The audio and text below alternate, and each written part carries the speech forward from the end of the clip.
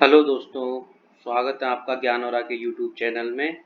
मैं हूं अंकित और आज हम करने वाले हैं हमारे सीजीएल 19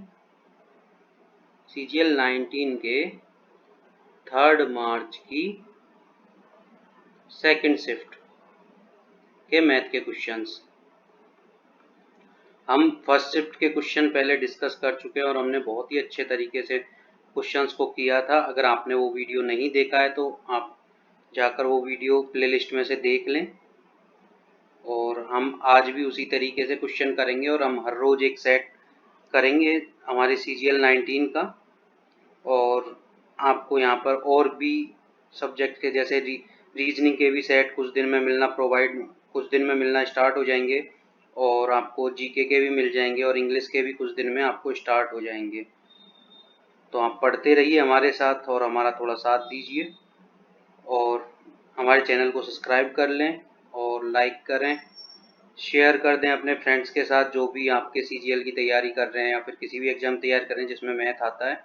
और कुछ दिन बाद यहाँ पे मैथ का फुल कोर्स भी आपको प्रोवाइड होगा, वो भी बिल्कुल फ्री में।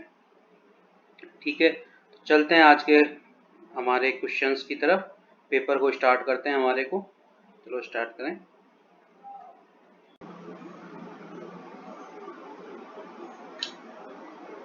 हमारा क्वेश्चन कहता है, डीआई का क्वेश्चन है और डीआई का क्वेश्चन हमारा कह रहा है कि 2014 और 2017 तक कंपनी ए द्वारा भर्ती किए गए इंजीनियरों की कुल संख्या 2019 में सभी 4 कंपनियों द्वारा भर्ती किए गए इंजीनियर की कुल संख्या का से कितना प्रतिशत अधिक है।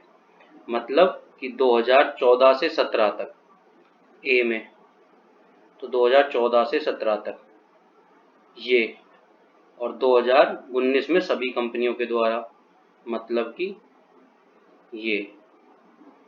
तो ये आपके कितने हो जाएंगे यहाँ से अगर इन्हें जोड़ें तो ये हो गए आपके 520। ठीक है, और ये आपके हो जाते हैं ये हो गए आपके 500। ठीक है, तो कितना अधिक है?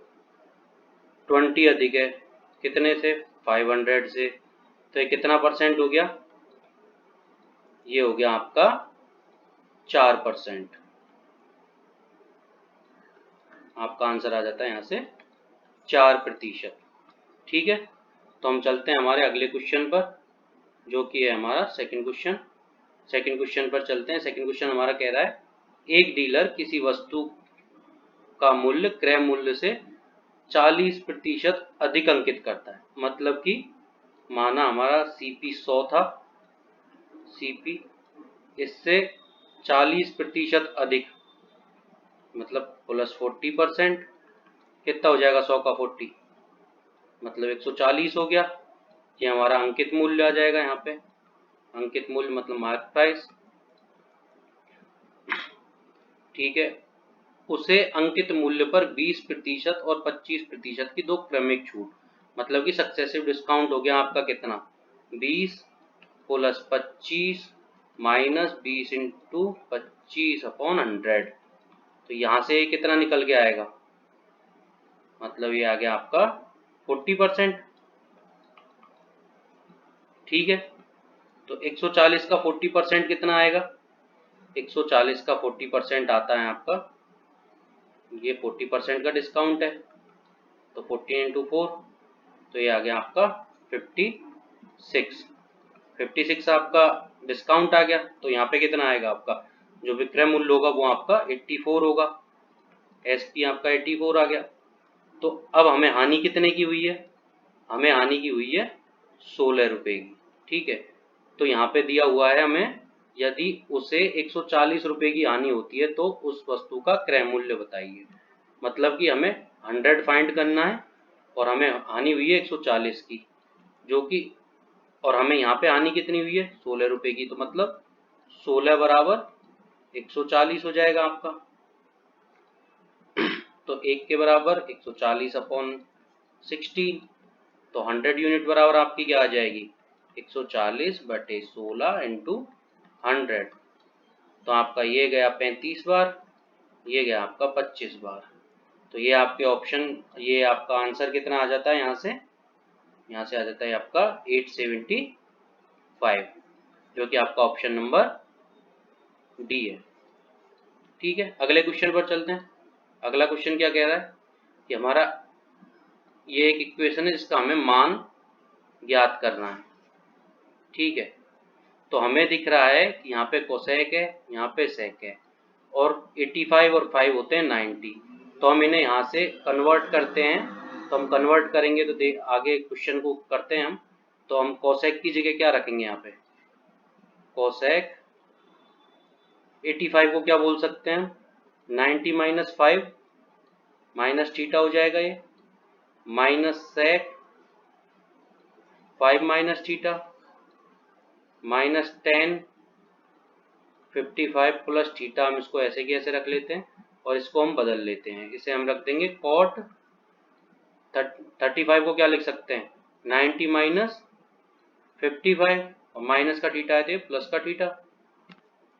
ठीक है, तो यहाँ से क्या निकल के आएगा, यहाँ से आएगा हमारे पास सेक 5 माइनस थीटा। कोसेक 90 के साथ होता है तो ये चेंज हो जाएगा।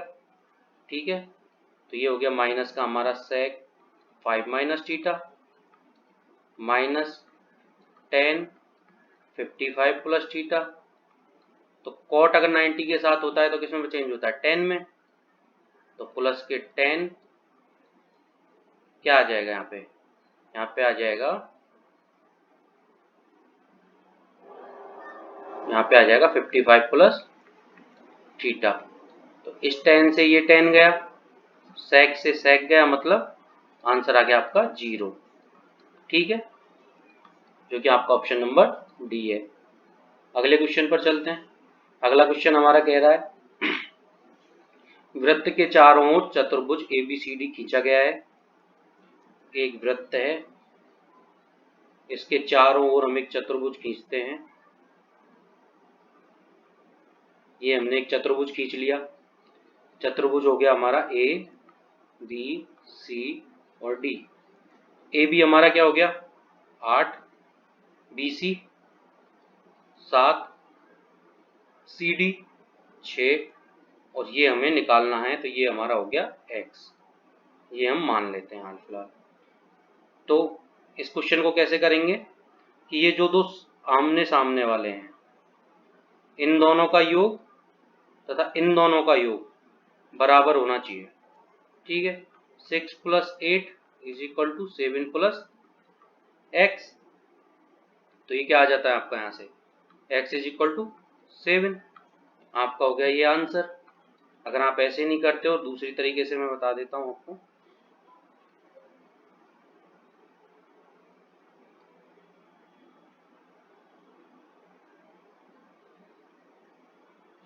यहाँ पे देखते हैं A B C D, ये आपका दिया होता 8 7 6 और ये x।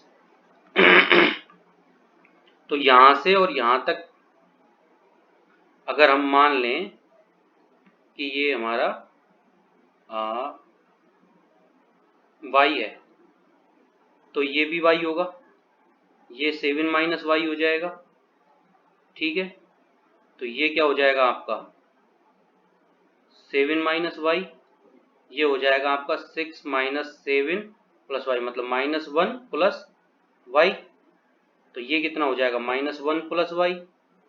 ठीक है, और हमारा ये कितना हो जाएगा 8 माइनस वाई, तो ये भी हमारा हो जाएगा 8 माइनस वाई। तो हमें चाहिए क्या AD। तो AD क्या है हमारा, AD is equal to -1 plus Y plus 8 minus Y.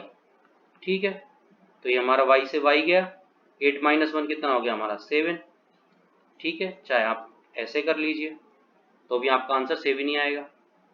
चलो अब हमारे अगले क्वेश्चन पर चलते हैं। अगला क्वेश्चन है हमारा कि 2/1/3 वर्षों के लिए 10% वार्षिक ब्याज की दर से चक्रवृद्धि ब्याज जो है हमारा 1201.60 हो जाता है। तो धनराशि कितनी है, मतलब हमें यहाँ पे प्रिंसिपल फाइंड करना है। रेट हमें दी हुई है 10%, जो क्या होती है 1/10, और वर्ष हमें दिए हुए हैं 2 वर्ष पूरे दिए हुए हैं और एक अलग से 1/3 वर्ष दिया हुआ है। तो 2 वर्ष के लिए तो हमारी रेट 10% ही रहेगी और 1/3 वर्ष के लिए हमारी रेट हो जाएगी 10/3%। ठीक है, तो इसका क्या हो जाएगा, तो प्रिंसिपल अगर हम माने प्रिंसिपल हम माने इसमें क्या हो जाएगा 1/10 होगा, तो ये आपका प्रिंसिपल हो गया, ये आपका इंटरेस्ट हो गया। आपका अमाउंट कितना आ जाएगा, मिश्रधन आ जाएगा आपका 11। तो अमाउंट यहाँ पे लिख लेते हैं, तो ये कितना हो गया 10:11। सेकेंड वर्ष के लिए भी ये यही रहेगा 10:11, फर्स्ट ईयर के लिए, सेकेंड ईयर के लिए, और थर्ड ईयर में क्या होगा, थर्ड ईयर में आपकी रेट हो जाएगी 10/3%, मतलब कि 10/300। अब 30 पे 1 का इंटरेस्ट होगा, अपना इंटरेस्ट 1 और प्रिंसिपल आपका 30 होगा इसके लिए। तो यहाँ पे क्या हो जाएगा 30 प्रिंसिपल और 31 हो जाएगा आपका अमाउंट। तो इन सबको हम गुणा करेंगे तो हमारा कितना आएगा 3000, और इन सबको हम गुणा करेंगे 121 इंटू 31, ये आ जाएगा आपका, ये होगा आपका कितना 3751। तो ये आ जाएगा आपका। यहाँ से हमें इंटरेस्ट कितना मिल रहा है 3 साल में, CI मिल रहा है हमें 751, जो कि हमारा होगा 1201.60 के बराबर। तो अगर हम इससे काटेंगे तो ये हमारा कटेगा 1.6 बार कटेगा ये। ठीक है, तो हमें निकालना क्या है, हमारा प्रिंसिपल निकालना है। प्रिंसिपल क्या है हमारा 3 वर्ष के लिए 3000, तो 1.6 इंटू 3000, जो कि हमारा आ जाएगा 4800 रुपये। ठीक है, जो कि आपका ऑप्शन नंबर सी है। ठीक है, आप इस तरीके से इसको इजीली सॉल्व कर सकते हैं। आगे चलते हैं हम हमारे अगले क्वेश्चन पर। अगला क्वेश्चन हमारा कह रहा है कि AB बराबर AC, एक त्रिभुज ABC है हमारे पास,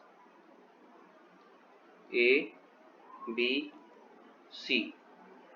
इसमें AL BC पर लंब है, बिंदु L पर लंब है।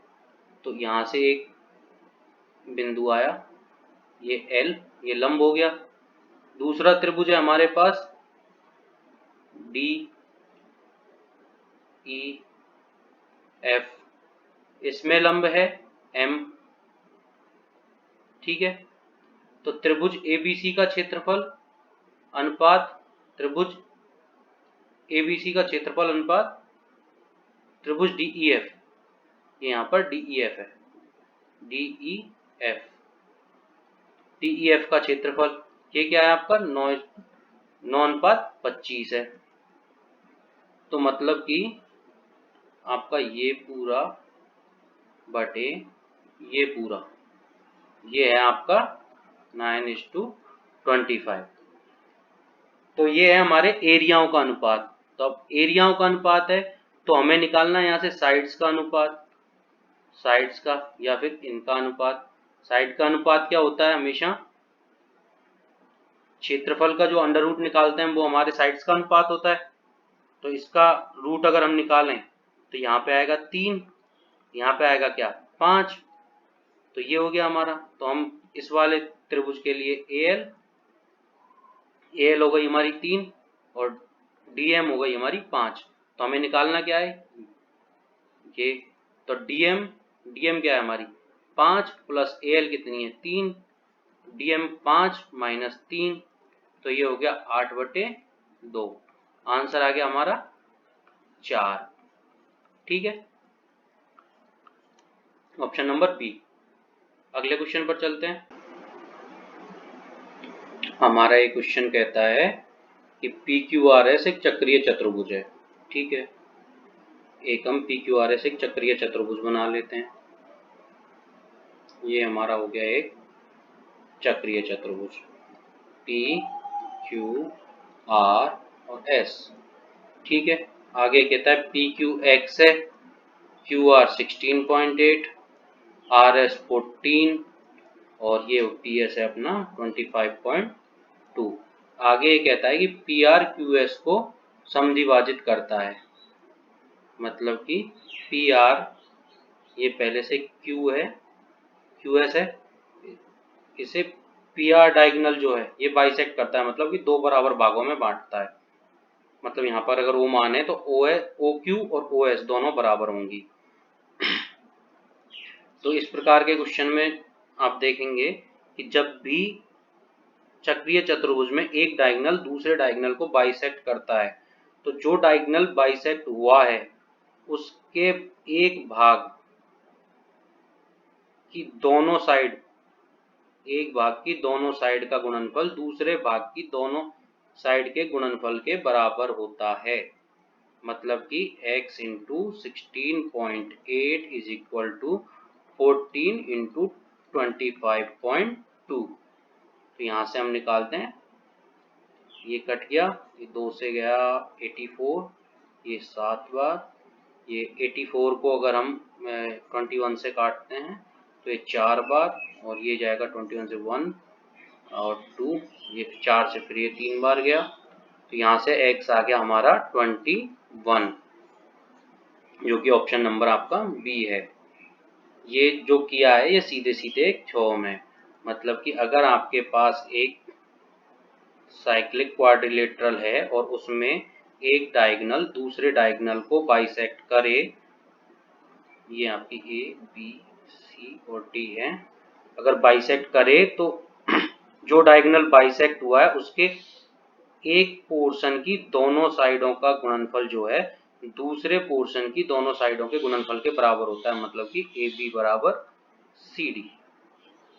ठीक है, ये आपकी क्षौर है पहले से। तो हम चलते हैं हमारे अगले क्वेश्चन पर। अगला क्वेश्चन है हमारा, अगले क्वेश्चन में हमें इक्वेशन दी हुई है, इसका हमें मान ज्ञात करना है। तो हम इन्हें 3 भाग में ज्ञात करते हैं। तो हम इस वाले पार्ट को देखते हैं। तो इस वाले पार्ट में हमें मिलेगा कि हम पहले सबसे पहले बोडोमास से ऑफ सॉल्व करेंगे। तो 2 इंटू 1/4, तो ये 1/2 हो गया। अब यहाँ पे डिवाइड है तो ये ऊपर जाएगा, तो मतलब कि 18 इंटू 2 मिला। यहाँ पे आते हैं, तो यहाँ पे आएंगे तो सबसे पहले हम डिवाइड सॉल्व करेंगे। डिवाइड सॉल्व करेंगे तो ये ऊपर चला जाएगा, ये नीचे आ जाएगा। तो यहाँ से हमें क्या मिलेगा, 2/3 इंटू 4/3 इंटू 5/8। तो ये 4/8 चला गया। तो यहाँ से हमें क्या मिला, 5/9। और एक तीसरे पार्ट पर हम जाते हैं। तो तीसरे पार्ट में सबसे पहले हमें ऑफ सॉल्व करना पड़ेगा। तो हम जब ऑफ सॉल्व करेंगे तो हमारा ये क्या हो जाएगा, 9/16। तो ये हो गया आपका 2/3, यहाँ पे डिवाइड है तो इंटू 16/9 हो जाएगा। तो ऐसे हमारे ये निकल के आता है 36 इंटू 5/9। अब यहाँ पे डिवाइड है तो डिवाइड की वजह से ये पूरा उल्टा हो जाएगा। तो इसे हम उल्टा कर देते हैं, 3 इंटू 9/2 इंटू 16 आ गया हमारा। 9 से ये 9 गया, 2 से ये गया आपका 18 बार, फिर एक बार और, मतलब ये हो गया हमारा कितना, 8, ये हो गया हमारा 9। अब ये हो गया हमारा कितना हो गया, 9×5 45, 45 इंटू 3 कितना होता है आपका 135/8। तो यहाँ से आपका ये निकल के आता है 7/8 आपका आंसर हो जाएगा, जो कि ऑप्शन नंबर बी है। ठीक है, अब अगले क्वेश्चन पर चलते हैं। हमारा क्वेश्चन कहता है कि ए और बी एक ही समय पर क्रमशः x और y स्थानों से एक दूसरे की ओर चलना शुरू करते हैं। मतलब कि ये हो गया हमारा x, ये हो गया हमारा y, दो स्थान हो गए। a यहाँ से चलना शुरू करता है और b यहाँ से चलना शुरू करता है। ठीक है, दोनों एक दूसरे की साइड चल रहे हैं। अब कह रहा है कि a की चाल b की चाल से 20% अधिक है। मतलब 20% बराबर हमारा क्या होता है 1/5। ये तो हो गई आपकी बी की चाल, और इसमें एक इतनी ज़्यादा चलता है तो ए क्या हो गया, ए और बी का अनुपात हो गया आपका 6:5। अब इनका हम ले लेते हैं तो ये हो जाएगा आपका क्या, वाई ले लेते हैं, वाई ले लेते हैं 6y और 5y। मतलब कि आपकी ए की स्पीड हो गई S A is equal to हो गई आपकी 6y, और एस बी जो है आपकी वो हो गई 5y। ठीक है, ये दोनों आपकी हो जाती हैं। रास्ते में मिलने के बाद मतलब कि ये कहीं यहाँ पर मिले हैं, ठीक है, ये मिल गए दोनों। फिर ए और बी क्रम से वाई और एक्स स्थानों पर 2.5 घंटे और x घंटे में पहुंचते हैं। तो मतलब a जो है वो 2.5 घंटे में पहुंचता है इस पर y पर, तो मतलब यहाँ पर टाइम कितना हो गया इसका 5/2, इतना इसने ट्रेवल किया, इसका टाइम है 5/2। और जो b है जो आपके x स्थान पर पहुंच रहा है यहाँ पे कितने टाइम में x घंटे में, तो ये हो गया tb आपका। ठीक है, तो इस प्रकार के क्वेश्चन के लिए हमारे पास एक फॉर्मूला है जो कि है हमारा S A upon S B is equal to under root T B upon T A. तो एस ए क्या है हमारे पास 6y, एस बी क्या है हमारे पास 5y, और टी बी क्या है हमारे पास, टी बी हमारे पास x, और टी ए क्या है हमारे पास 5/2, जो कि 2 ऊपर चला जाएगा।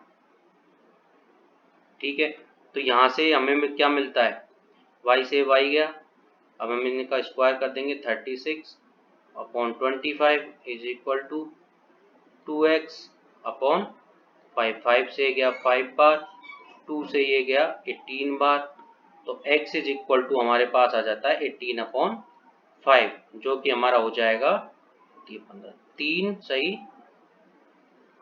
3/5, जो कि आपका ऑप्शन नंबर डी है। ठीक है, इस तरीके से हम इस क्वेश्चन को आराम से इजीली सॉल्व कर लेंगे। हम आगे चलते हैं हमारे अगले क्वेश्चन पर, जो कि है हमारा ये वाला क्वेश्चन। आपका आप देखोगे तो ये आपके एक फॉर्मूला बेस्ड क्वेश्चन है। ये ए क्यूब हो गया, बी क्यूब हो गया, ये सी क्यूब हो गया। मतलब हमें क्या मिलता है, a cube plus b cube plus c cube बराबर 3abc होता है। कब, जबकि a plus B plus c आपका 0 के बराबर हो। ठीक है, तो यहाँ से आप देखो a plus B plus C करते हैं हम, a plus B minus C plus a minus B plus C minus ये क्या है आपका 2a माइनस 2a का होल क्यूब है। तो माइनस, तो हम करेंगे माइनस हो जाए, ये प्लस की जगह माइनस हो जाएगा ये, तो 2a, a के 2a से माइनस का 2a गया, प्लस बी से माइनस बी गया, माइनस सी से माइनस सी, मतलब कि इसकी a प्लस बी प्लस सी की वैल्यू 0 आ गई। तो हमें इसकी वैल्यू माइनस 3abc मिलेगी। तो 3 into A into B into C हमें करना है। हमारे पास a क्या था, a plus B minus C, b क्या है हमारा a minus B plus C, और c क्या है हमारा माइनस का 2a, और यहाँ पे हमारा 3, मतलब कि हमारा आना है 6। तो अब 6 वाली वैल्यूज को हम देख लेते हैं, और ये माइनस है तो ये -6a प्लस बी माइनस सी और a माइनस बी प्लस सी, ये हमें मिल जाता है। अब ये माइनस अंदर जाएगा, तो माइनस अंदर जाएगा तो हमारे पास हो जाएगा 6a minus B plus C, और दूसरे इसमें माइनस अगर हम अंदर डाल देते हैं तो ये हो जाएगा हमारा 6 माइनस a माइनस बी, जो कि आपका ऑप्शन नंबर बी है। इस तरीके से कर लीजिए, या फिर आप इसको दूसरे तरीके से भी कर सकते हैं। दूसरे तरीके से वैल्यू पुटिंग से आप करना चाहें तो वैल्यू पुटिंग से कर लेते हैं। वैल्यू पुटिंग में आप a बराबर 1 बी बराबर 2, सी बराबर 2 रख लेते हैं मान लो। ठीक है, तो आप रख के देख लो। आप इसमें रखेंगे तो आपका 1 1 और ये 2 हो जाएगा, ये -2 हो जाएगा, तो 2 से 2 कट जाएगा, तो यहाँ पे आ जाएगा 1 पहले वाले से 1 का क्यूब। यहाँ पे दूसरे में क्या आएगा, ये माइनस और ये प्लस, मतलब कि फिर से 2 और 2 कट जाएंगे, तो ये अकेला आ जाएगा यहाँ भी 1 का क्यूब माइनस ए की वैल्यू हमने रखी हुई है 1, तो माइनस का 8 1 का क्यूब। तो यहाँ से क्या आता है 8 माइनस का 8 plus 2 is equal to minus का 6। तो 6 आना है आंसर में, तो ये दोनों ऑप्शन तो वैसे ही गलत हो जाएंगे। फिर हम इन दोनों ऑप्शंस में चेक कर सकते हैं सी के लिए। तो जब हम वैल्यू रखते हैं यहाँ पर, तो यहाँ पे क्या आएगा 6, ए की जगह 1 रखा, इन दोनों में से दोनों कट जाएंगे बी, तो इसमें से 2 2 कट जाएंगे, तो ये आ जाएगा 6 आपका, जो हमारा आ रहा है -6। तो ये ऑप्शन तो गया, तो बचा ये। तो इसमें चेक कर लेते हैं, इसमें क्या करते हैं 6 × 1, यहाँ पे क्या करेंगे 1 - 2 प्लस का 2 माइनस का 2 से प्लस का 2 कट जाएगा, जैसे कर लेते हैं 1 - 2 + 2, और ये हो जाएगा आपका सी क्या है आपका 2 माइनस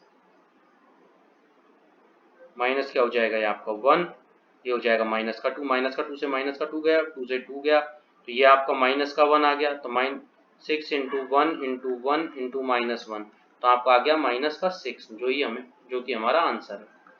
तो आपका ऑप्शन नंबर बी करेक्ट हो जाएगा। यहाँ से आप वैल्यू पुटिंग से करें, ये थोड़ा इजी पड़ेगा, वो भी इजी है, आप करना चाहें उस तरीके से कर सकते हैं।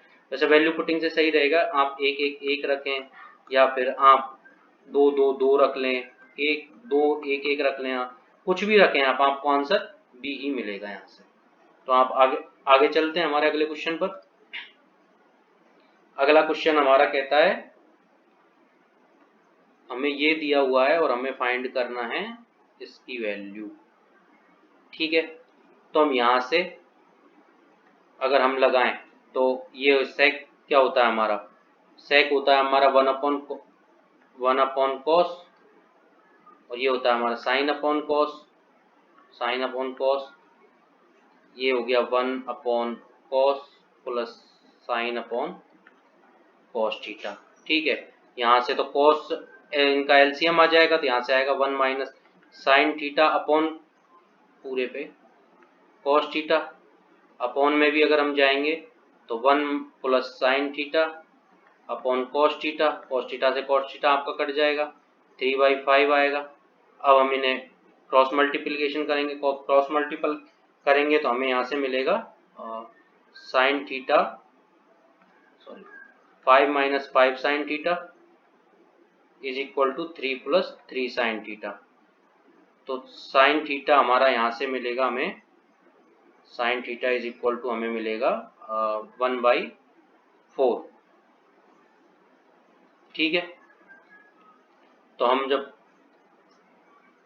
हम पाइथागोरस प्रमेय से इसका बाकी और कोसेक थीटा और कॉट थीटा की वैल्यू निकाल सकते हैं। तो यहाँ पे ये क्या हो जाएगा 1 4, यहाँ पे आ जाएगा √15।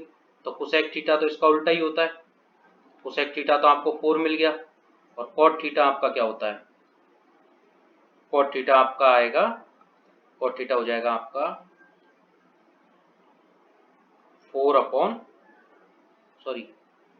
कॉट थीटा आपका हो जाएगा √15/1। तो इन दोनों वैल्यूओं को अगर हम इस वाले इक्वेशन में पुट कर देते हैं, जैसे कि यहाँ पे हमारे cos थीटा है हमारे पास 4 और cot थीटा है हमारे पास √15, तो 4 - √15, तो यहाँ से अगर हम देखेंगे, अगर ऊपर नीचे हम 4 + √15 अगर गुणा कर दें, तो ये वाला आपका 1 बन जाएगा। ठीक है, तो ऊपर बन जाएगा आपके पास आएगा ये 4 + √15 का होल स्क्वायर, तो ये हो जाएगा 16 + 15 + 8 √15, तो यहाँ से हो जाता है 31 + 8 √15, जो कि आपका ऑप्शन नंबर ए है। ठीक है, अब हम चलते हैं हमारे अगले वाले क्वेश्चन पर। अगला क्वेश्चन हमारा ये है, हमें ये दिया हुआ है और फाइंड हमें ये करना है।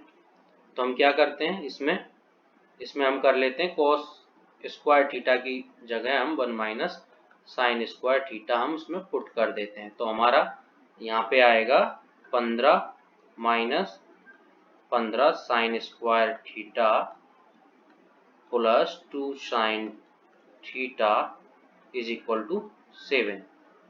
तो हम इसे इधर ले आएंगे, तो minus 15 sine square theta plus 2 sine theta plus 8 बराबर 0। माइनस हम इधर भेज देते हैं, 15 sine square theta plus minus 2 sine theta minus 8 हमारे पास हो जाएगा। तो यहाँ से हमें इसके फैक्टर निकालने। फैक्टर क्या होंगे, 15 इंटू 120 के फैक्टर हमें निकालने। 120 के फैक्टर आएंगे हमारे कितने, 12 और 10। 12 आता है, तो यहाँ पे हम 12 का जो आएगा वो माइनस का 12 साइन थीटा और प्लस का 10 साइन थीटा रखेंगे। तो जब इन दोनों के साइन चेंज हो जाएंगे, तो हमारा साइन थीटा के बराबर क्या आएगा, साइन थीटा बराबर माइनस 12 बटे 15 आएगा और ये भी 15 आएगा यहाँ पे।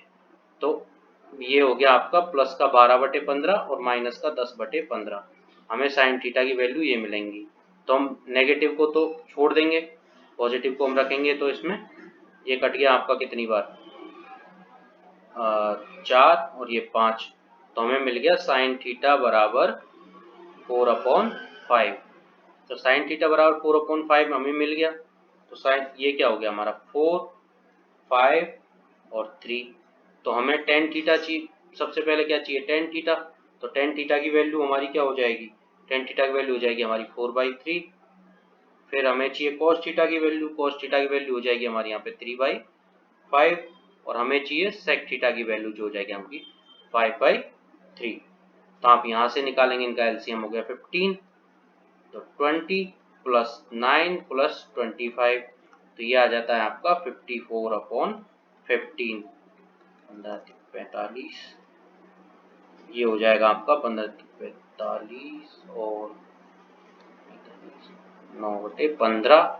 इससे 3×3 = 3/15, मतलब कि आपका आंसर आ गया 3 सही 3/5, जो कि आपका ऑप्शन सी है। अब अगले क्वेश्चन पर चलते हैं। अगला क्वेश्चन है हमारा x 12.8 और 64.8 का मध्यानुपाती है, ठीक है। y इसका और इसका तृतीयानुपाती है। तो हमें इसकी वैल्यू चाहिए, ठीक है। तो हम क्या करते हैं, 12.8 अनुपात x, क्योंकि x मध्यानुपाती है, समानुपात x अनुपात 64.8। एक तो हमारा ये हो जाएगा और दूसरा ये तृतीयानुपाती है, तो 0.4 अनुपात 57.6 समानुपात हो गया 57.6 अनुपात y हो गया। इस तरीके से क्या होता है, बाह्य पदों का गुणनफल बराबर अंत्य पदों का गुणनफल, बाह्य पदों का गुणनफल बराबर अंत्य पदों का गुणनफल। मतलब कि आपका x स्क्वायर बराबर आपका हो जाएगा 0.8 इंटू 64.8। तो हम x बराबर क्या कर लेते हैं, x बराबर हमारे पास आ जाएगा 128 इंटू 648 बटे 100। तो 128 में से 128 में क्या होता है 2 इंटू 64 इंटू, और इसका क्या हो जाएगा 2 इंटू 324 अपॉन 100। तो यहाँ से क्या मिल जाता है आपको, यहाँ से आपको मिलता है, दोनों 2 में से एक 2 बाहर आ गया, इंटू 64 का 8 बाहर आ गया, और इसका आपका 18 बाहर आ गया, और ये आपका 10 बाहर आ गया, ठीक है। x आपको ये मिल जाता है। y आपको क्या मिलेगा, y आपको यहाँ से आता है y is equal to 57.6 into 57.6 upon 38.4। तो हम पॉइंट को हटा देते हैं, इंटू 10, दोनों में से पॉइंट हट गए हमारे।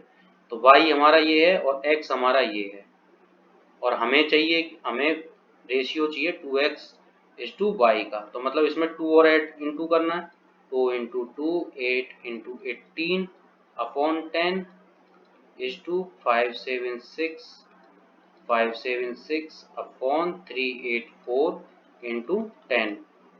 10 से 10 गया, ठीक है। तो आप अगर इनको अब काटोगे तो आपका फाइनल आएगा कितना, ये आप काट लेते हैं इन्हें, तो यहाँ से आपको मिलेगा 24:36, जो कि आपका हो जाता है फिर ये हो गया आपका 2:12 से काटेंगे 2:3, यहाँ से आपको आंसर मिल जाता है आपका 2:3। थोड़ी कैलकुलेशन है बस, और कुछ नहीं है। बाकी क्वेश्चन बिल्कुल सिंपल है, आपको करना ऐसे ही है जैसे आपको, वैसे इस चीज़ को मैंने बता दिया कि मैं बेसिक है, आगे भी काम आएगी, अदरवाइज अपन सीधा सीधा यही करते, x² बराबर इन दोनों का गुणा, ये सीधे की सीधे होता है, बट ये बेसिक है तो आप बेसिक भी ध्यान रखें, ठीक है। आगे चलते हैं अगले क्वेश्चन पर। अगला क्वेश्चन हमारा कहता है एक रेस ट्रैक है रिंग आकार, जो कि रिंग आकार में है, जिसकी आंतरिक और बाह्य परिधि ये हैं 6 रुपये पर मीटर स्क्वायर के हिसाब से ट्रैक को समतल करने का खर्च बताना है हमें।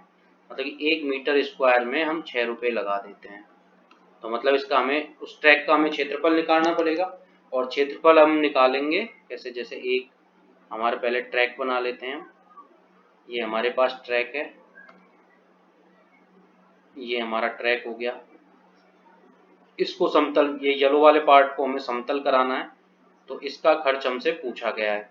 तो इसका खर्च कैसे निकालेंगे, पहले हमें इसका क्षेत्रफल निकालना पड़ेगा इस वाले पार्ट का। इस वाले पार्ट का क्षेत्रफल कैसे निकलेगा, बड़े वाले वृत्त के क्षेत्रफल में से छोटे वाले वृत्त का हम क्षेत्रफल हटा देंगे, तो हमें ये पार्ट मिल जाएगा हमारा। तो इसके लिए हमें इसकी रेडियस चाहिए और एक बड़े वाले की रेडियस चाहिए। अब रेडियस कैसे निकालेंगे, क्योंकि हमें दी हुई है परिधियां इनकी, तो परिधियों से हम इनकी रेडियस निकाल लेते हैं। जैसे छोटे वाले त्रिभुज के लिए हम छोटा r ले लेते हैं, और छोटे वाले त्रिभुज के लिए निकालते हैं एक, और एक बड़े वाले त्रिभुज के लिए निकालेंगे। तो बड़े वाले त्रिभुज के लिए हमने, सॉरी सर्किल के लिए हमने बड़ा वाला r ले लिया, तो यहाँ से निकालेंगे तो ये हमारी परिधि के बराबर हो गया, तो ये हो गया 22/7, ये हो गया r, ये हो गया आपका ये, तो 22 44, 44 से ये गया कितनी बार, 10 बार, तो r आपका कितना हो गया 70। इस वाले की आपकी छोटे वाले वृत्त की आ गई 70, और बड़े वाले वृत्त पर आप क्या करोगे, बड़े वाले वृत्त को पर आप इसको काट लो, 22/7 इंटू r बराबर 506। तो आप इसको काटोगे तो ये आपका कटेगा कितनी बार, 22 44 और ये 66, तो ये आपका r हो गया, इसको मल्टीप्लाई करेंगे तो ये आ जाएगा आपका 161/2, ये आपके बड़े r की आ गई। तो अब हमें क्या चाहिए, इस वाले क्षेत्र का क्षेत्रफल चाहिए। इसका क्षेत्रफल कैसे निकलेगा, पाई r² को माइनस कर देंगे, r² माइनस r², जो कि आपका क्या हो जाएगा, पाई r प्लस r और r माइनस r।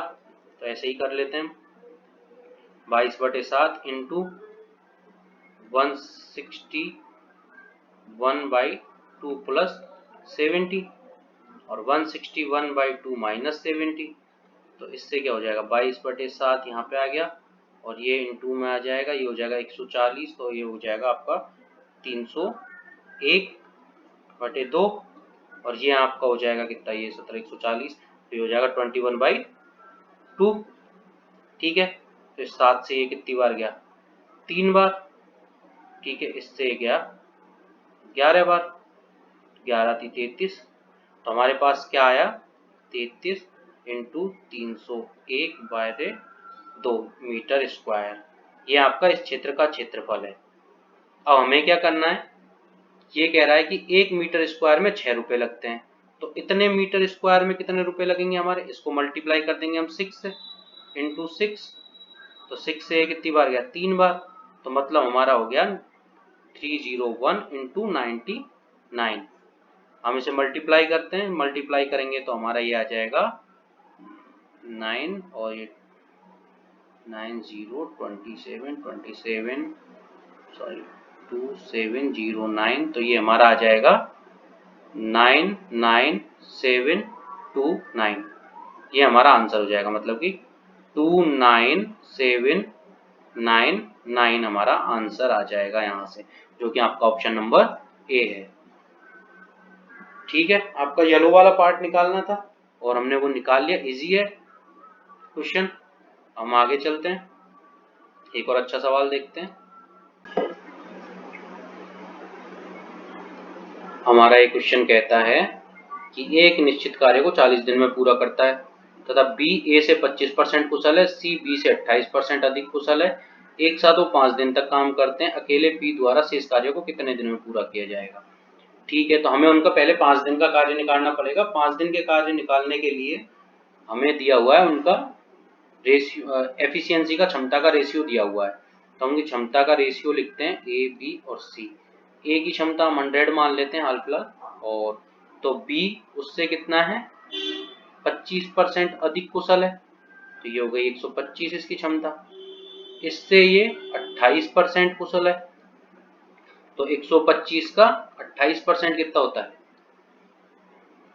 5 4 7, तो ये 35। तो 125 में 35 जोड़ेंगे तो हम 160। ठीक है, अब इनका रेशियो निकाल लेते हैं हम। ये हो गया इसका 20, ये हो गया 25 और ये हो गया आपका 32। ये आपकी क्षमता आ गई, एफिशिएंसी। ठीक है, ये आ गई आपकी। तो हम यहाँ से टोटल वर्क हमारा कितना हो जाएगा? टोटल वर्क हमारा आ जाता है 800। तो ये 40 दिन, ये 32 और ये 25। ठीक है, टोटल वर्क हमारे पास 800 है। तो 5 दिन में ये कितना करेंगे?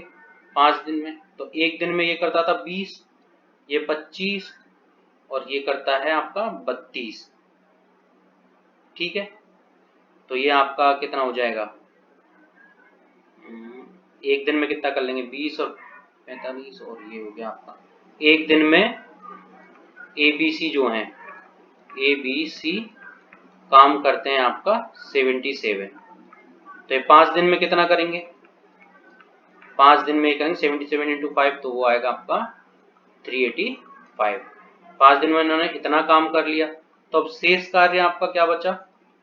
शेष कार्य आपका 800 में से 385 हमने हटा दिया, तो आपका आता है 415। अब 415 जो काम है वो अकेले बी द्वारा किया जाता है, अकेले बी द्वारा, और ये एक दिन में करता है 25 काम। तो 415 काम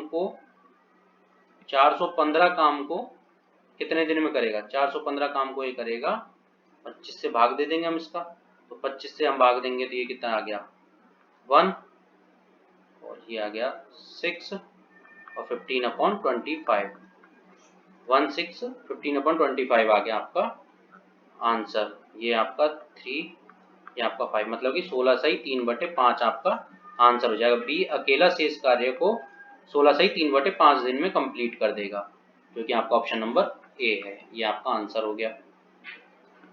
आगे चलते हैं। आगे क्वेश्चन हमारा कह रहा है कि ए बी सी एक समद्विबाहु त्रिभुज है।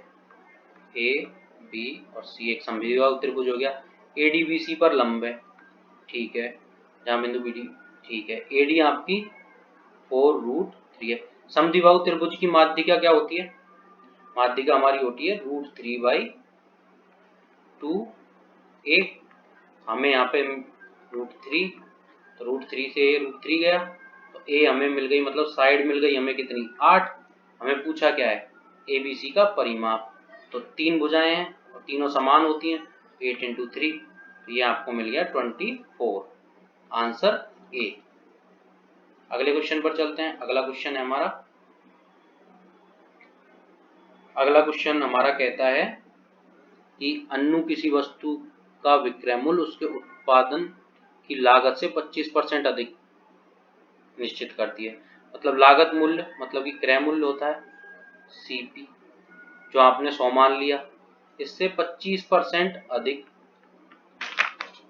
25% अधिक क्या हो जाता है आपका 125।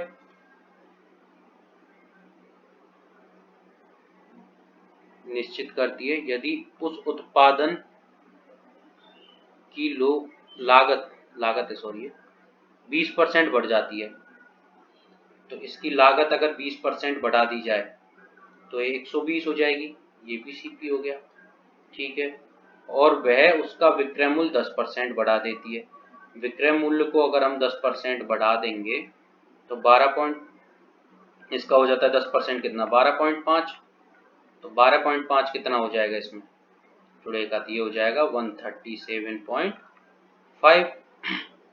तो उसका लाभ प्रतिशत ज्ञात कीजिए। तो अब सीपीए है और आपका विक्रय मूल्य मतलब एसपीए है, तो कितना बढ़ा है ये यहाँ से यहाँ से आपका बढ़ा है 17.5 कितने पर 120 पर, तो 17.5 अपॉन 120 इंटू 100, एक जीरो से इसको ये 2 जीरो से 2 जीरो गई, 12 का इसमें भाग दे लेंगे तो 12 एकम 12 और 5 5, तो ये हो जाएगा आपका 14.6%, जो कि आपका ऑप्शन नंबर सी है। ठीक है, अगले क्वेश्चन पर चलते हैं। अगला क्वेश्चन हमारा 18, ये हमारा कहता है सॉरी 17 18 जो भी है, जो भी नंबर है आप देख लें। ये क्वेश्चन हमारा कह रहा है कि पहली 4 संख्याओं का औसत 5वीं संख्या से 3 गुना है। मतलब कि 1 2 3 4 और एक 5, ये जो 4 संख्याएं हैं और ये एक 5वीं संख्या है, इन चारों संख्याओं का औसत इस वाली संख्या से 5th संख्या से 3 गुना है। तो मतलब कि यहाँ इसको मान लेते हैं हम x, तो इनका औसत हो गया 3x, तो इनका टोटल सम कितना आ जाएगा 12x।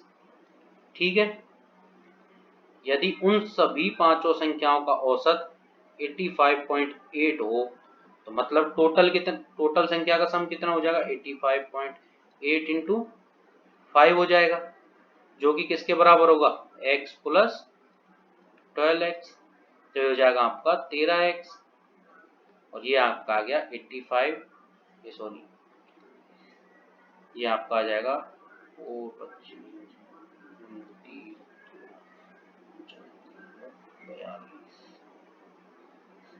यही आएगा आपका, ये आपका हट जाएगा, तो इसको 13 से जब हम काटते हैं तो ये आएगा 39 39, मतलब x इज इक्वल टू आपका आंसर आ जाता है 33, जो कि आपका ऑप्शन नंबर ए है। समझ में आ गया। ज्यादातर क्वेश्चंस में क्या दिया हुआ था, इनका टोटल सम पहले ही दिया हुआ था, यहाँ पे दिया हुआ है औसत। अगर थोड़ी गलती हुई होगी आपसे, अगर होगी तो बस आप इसको डायरेक्ट सम मान लेंगे 3x को, और आप 3x plus x is equal to direct इसके बराबर कर देंगे। ये थोड़ी सी गलती है, तो इसका ध्यान रखें, क्वेश्चन को अच्छे से पढ़ें, उसके बाद उसको सॉल्व करें। अगले क्वेश्चन पर चलते हैं। अगला क्वेश्चन है हमारा आपका, अगला क्वेश्चन कहता है कि दो समान धारिता क्षमता के 2 संतरे के रस क्रमशः 35% और ये तक भरी हुई है, वे सेब के रस से पूरा भरी जाती हैं। अच्छा, इनके बाद इतने भरने के बाद जो बचा हुआ है वो सेब का रस होगा उनमें। फिर दोनों बोतलों की सामग्रियों को एक दूसरे बर्तन में खाली कर, मतलब कि दोनों को फिर मिला दिया जाता है। मतलब ये क्वेश्चन हमें कह रहा है कि एक ये बर्तन है और एक ये बर्तन है, इसमें 35% और इसमें 33/1/3%, यहाँ तक संतरे का रस है दोनों साइड में, बाकी बचे हुए में सेब का रस है। ठीक है, तो 35% को हम क्या लिखते हैं, 35% हो जाता है हमारा 7/20, और ये कितना हो जाता है हमारा, ये होता है 900, ये हो जाता है 1/3, मतलब एक भाग तो संतरे का रस है, बाकी बचे हुए 2 भाग सेब का रस है। तो सेब का कितना हो गया, यहाँ से सेब का हो गया 2/3, और इधर सेब का क्या हो गया 13/20। और धारिता दोनों की समान है तो पहले इनकी धारिताएं हम बराबर कर लेते हैं। तो धारिता बराबर करने के लिए हमें इसमें मल्टीप्लाई बाई 3 मल्टीप्लाई बाई 20, यहाँ भी हमें 20 से मल्टीप्लाई करना पड़ेगा, यहाँ भी हमें 20 से मल्टीप्लाई करना पड़ेगा, सॉरी 3 से, यहाँ पे 3 से। तो ये हो गया हमारा 39/60 और यहाँ पर ये हो गया आपका 40/60। तो आपके पास टोटल वॉल्यूम जो है वो है 120। ठीक है, उसमें सेव का रस कितना है आपके पास? 79 आपका सेव का रस है, कितने में से? 120 में से। तो कितना परसेंट हो गया? ये हो गया आपका ये हो गया कितना, 65:5/6 आपका आंसर हो जाएगा। ठीक है, यहाँ पे हमने इन दोनों का रेशियो लिया और हमें क्वेश्चन में बोला है कि इनकी धारिता समान है, मतलब वॉल्यूम समान है। तो वॉल्यूम हमको इक्वल करना था। तो वॉल्यूम हमारा इक्वल कैसे होगा? जब इस वाली पूरी में 20 का मल्टीप्लाई कर दें हम और इसमें 3 का मल्टीप्लाई कर दें, तो दोनों हमारे 60 आ गए। और सेव का हमें फिर सेव का रस हमारा 39 और 40 हो गया। ठीक है, तो उसका हमने 120 पे से रेशियो निकाल लिया। चलो अगले क्वेश्चन पर चलते हैं। अगला क्वेश्चन है हमारा 20। तो हमारा क्वेश्चन कह रहा है कि ये इक्वेशन और ये इक्वेशन दी हुई है, हमें चाहिए इसका मान, मतलब कि हमें चाहिए x² + y² अपॉन x² का इसका हमें मान चाहिए हमें यहाँ पे। तो जब भी ये यहाँ पे है तो इसमें क्या है कि 21 है, तो 21 क्या हो जाएगा? 7 × 3। और इस टाइप के आपको क्वेश्चन में हमेशा याद रखना है कि जब इसका ये दिया हुआ है तो गारंटेड इसका रेशियो, मतलब इसकी वैल्यू 3 होगी। इनके दोनों के मल्टीपल, हम इन दोनों को मल्टीप्लाई करेंगे, अगर इस वाले को और इसको अगर हम मल्टीप्लाई करेंगे तो हमें x² + x² y² यही मिलेगा। ठीक है, तो यहाँ से हमें क्या क्या मिलता है? x² + xy + y² बराबर 7 और x² - xy + y² = 3। अगर हम दोनों को जोड़ के 2 का भाग दे देंगे तो हमें क्या मिल जाएगा?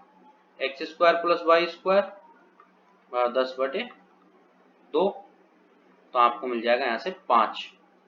ठीक है, x² y² की वैल्यू, अब इन दोनों को घटा के 2 का भाग देंगे हम।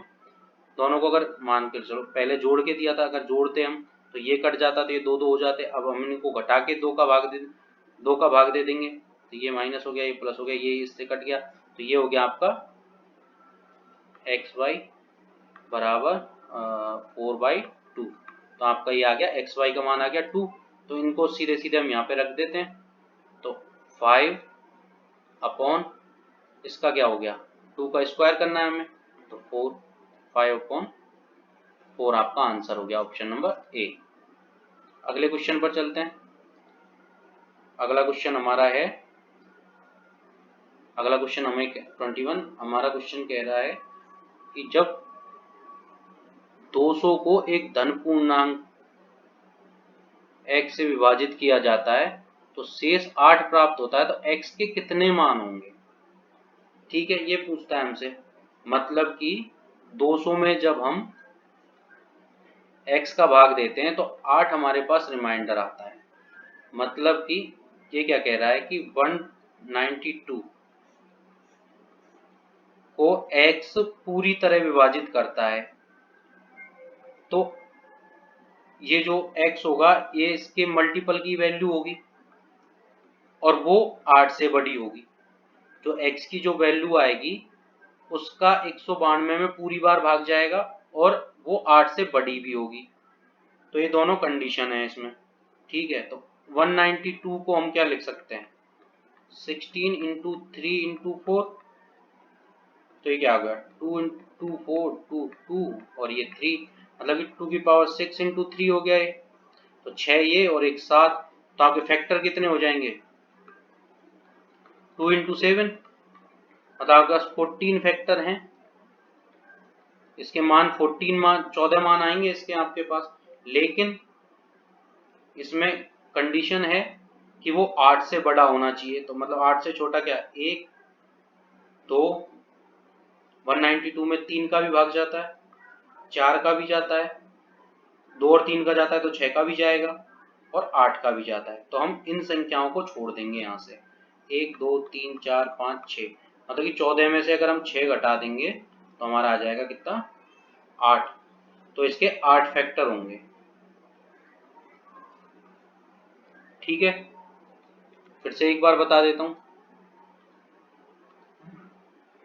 जो आपका 200 है उसमें से 8 रिमाइंडर बचता है, तो 8 अगर हम रिमाइंडर को हटा दें तो हमारा आता है 192।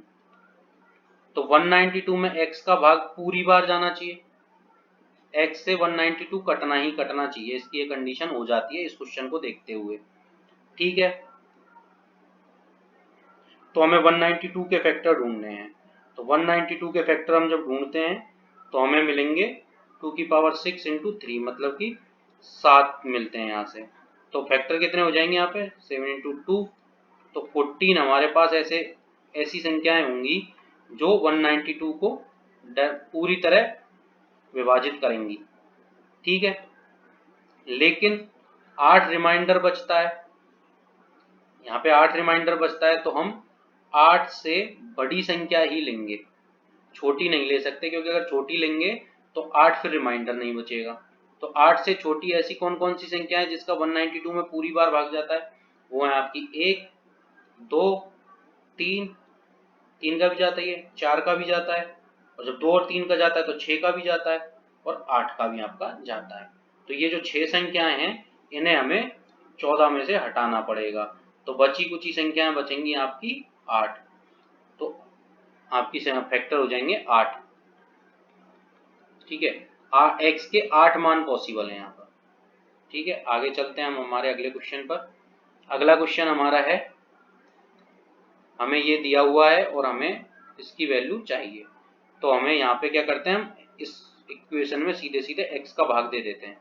तो x plus 3 plus 1 upon X बराबर 0। तो हमारा आ गया x plus 1 upon X is equal to minus का 3। हम इसका क्यूब करते हैं, तो x cube plus 1 upon X cube, ये आ जाता है हमारा माइनस का 27 प्लस 3ab, तो 3 इंटू माइनस 3, सॉरी माइनस 3, इधर जाएगा तो माइनस और यहाँ पे आ जाएगा माइनस 3, तो ये आपका क्या हो जाएगा, माइनस का 18। तो ये आपकी वैल्यू आती है एक्स का क्यूब प्लस 1 अपॉन एक्स का क्यूब की वैल्यू जो है आपकी आ जाती है माइनस का 18। तो हमें वैल्यू किसकी चाहिए, एक्स की पावर 6 और प्लस 1 अपॉन एक्स की पावर 6 की। तो इसका हमें स्क्वायर करना पड़ेगा एक बार। तो अगर हम इसका स्क्वायर कर देते हैं तो एक्स की पावर 6 और 1 अपॉन एक्स की पावर 6 हो जाएगा। इसका अगर हम स्क्वायर करें तो इसकी भी हमें स्क्वायर करना पड़ेगा।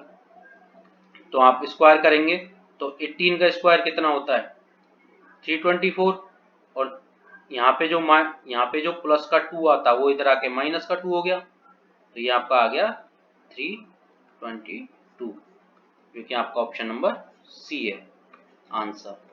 ठीक है, अब चलते हैं हमारे अगले क्वेश्चन पर। अगला क्वेश्चन है हमारे डीआई से। डीआई में हमारे क्वेश्चन है, ये कहता है कि ए और बी द्वारा 2015 और 2018 में भर्ती किए गए इंजीनियरों की कुल संख्या। ठीक है, ए और बी द्वारा 15 और 18 में भर्ती किए गए इंजीनियरों की संख्या।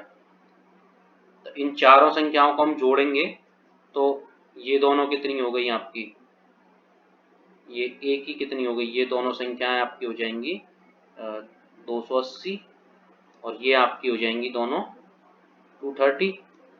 तो ये आपकी मिला के हो गई ए प्लस बी में 15 और 18 में 510 टोटल भर्ती हुए। आगे कहता है कि कंपनियों सी और डी द्वारा 2014 और 18, मतलब कि कंपनी सी और डी 2014 में ये रहा सी और डी का, और 2018 में ये रहा सी और डी का। इन चारों को हमें जोड़ना होगा, तो इन चारों को हम जोड़ेंगे तो हमारा आ जाएगा, ये दोनों आ जाएंगे 190 और ये दोनों आ जाएंगे हमारे 230। तो यहाँ पे सी प्लस डी हो जाएगा आपका 420। ठीक है, और ये हमसे इनका अनुपात पूछा है, तो इनका अनुपात हम रखेंगे 510 अनुपात 420, एक से एक गया, तो ये हो गया 17:14 आपका आंसर ऑप्शन नंबर ए। अब चलते हैं हम हमारे अगले क्वेश्चन पर, जो भी DI का ही है। तो ये हमारा क्वेश्चन कहता है कि 2014 और 17 में कंपनियों बी द्वारा भर्ती किए गए इंजीनियरों की कुल संख्या 15 और 19 में कंपनी सी द्वारा भर्ती किए गए कितने प्रतिशत है। ठीक है, तो 14 और 17 में बी द्वारा, 14 और 17 क्या है, 14 में 90 हैं और 17 में 106 हैं। ठीक है, तो ये कितने हो गए आपके 196। अब दूसरी तरफ चलते हैं, ये कह रहा है कि 15 और 19 में सी द्वारा, 15 और 19 में सी द्वारा, एक ये 93 और 19 में ये हो गया, तो ये दोनों आपके कितने हो जाएंगे यहाँ पे, ये आपके हो गए 193 तो 196 हो गए वो, और ये कितने हो जाएंगे आपके 15, सॉरी इसमें ये है 15 से 19 तक बोल रहा है, 15 से 19 मतलब कि ये सारे 15 से 19, तो 3 4 7 8 तो ये आपके आ जाएंगे 500।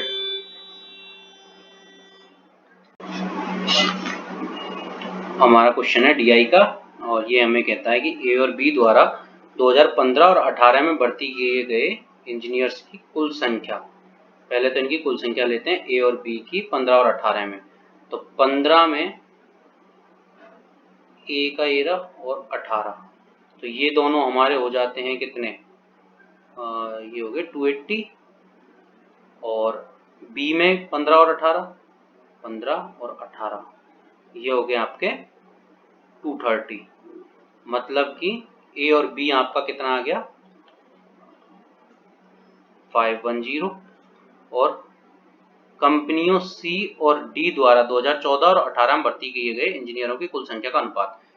तो सी में 2014 में सी, और 2018 में सी, 2018 में सी, तो ये दोनों आपके कितने हो जाते हैं 190, और डी में ये और ये आपके ये कितने हो जाते हैं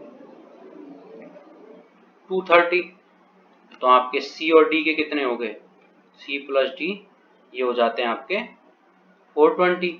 तो इन दोनों का रेशियो निकालना है हमें, तो रेशियो क्या हो गया इनका, ये हो गया आपका 7:14 ऑप्शन नंबर ए। ठीक है, अब अगले क्वेश्चन पर चलते हैं। अगला क्वेश्चन भी हमारा DI का है, और ये हमारा क्वेश्चन कहता है कि 2014 और 17 में कंपनी बी द्वारा भर्ती किए गए कुल इंजीनियर, अच्छा 2014 और 17 देखिए, 2014 और 17 में बी द्वारा, तो ये हमारे कितने हो जाएंगे, ये हमारे टोटल हो जाते हैं 196। अब ये अगली बार कह रहा है कि 2015 से 19, 2015 और 19 नहीं है, 15 से 19 है, और कंपनी सी द्वारा भर्ती किए गए, तो 15 कहाँ है, 15 यहाँ से है, और 19 कहाँ है, 19 यहाँ तक, मतलब कि ये वाले, तो ये कितने हो जाएंगे आपके 4 3 7 8 5 20, मतलब ये हो गया आपके 500। ठीक है, तो अब ये हमें क्वेश्चन कह रहा है कि ये कुल संख्या का कितने प्रतिशत है, मतलब कि 196 500 का कितने प्रतिशत है, तो 196 500 का कितने प्रतिशत है, तो ये आपका आ जाता है यहाँ से 3 4 6 9 45 इंटू 2, तो 139.2 आपका यहाँ से आंसर हो जाता है। अब हम अगले क्वेश्चन पर, लास्ट क्वेश्चन पर चलते हैं आज हमारे पर। तो हमारा क्वेश्चन हमारा कह रहा है कि ऐसे वर्षों की संख्या कितनी है जिनके दौरान कंपनी डी द्वारा भर्ती किए गए इंजीनियरों की संख्या का औसत कंपनी बी द्वारा दिए गए 6 वर्षों में भर्ती किए जाने वाले इंजीनियरों की संख्या के औसत संख्या से कम हो। ठीक है, तो कंपनी बी कहाँ है? कंपनी बी ये रही कंपनी बी। इन्हें जोड़ें तो कितना आ जाएगा? 8 16 6, ये कितना हो गया? 32 2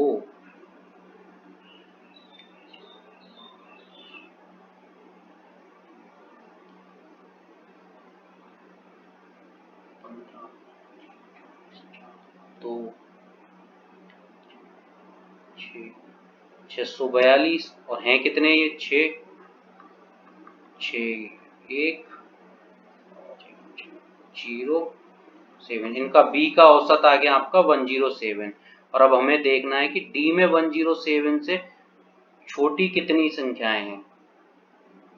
ठीक है, छोटी संख्याएं हैं हमारी 107 से। ये नहीं है, ये नहीं है, सॉरी ये है, ये है, ये नहीं है, ये भी है, सॉरी ये हो गया, ये नहीं है, ये नहीं है, मतलब कि ये 3 संख्याएं हैं।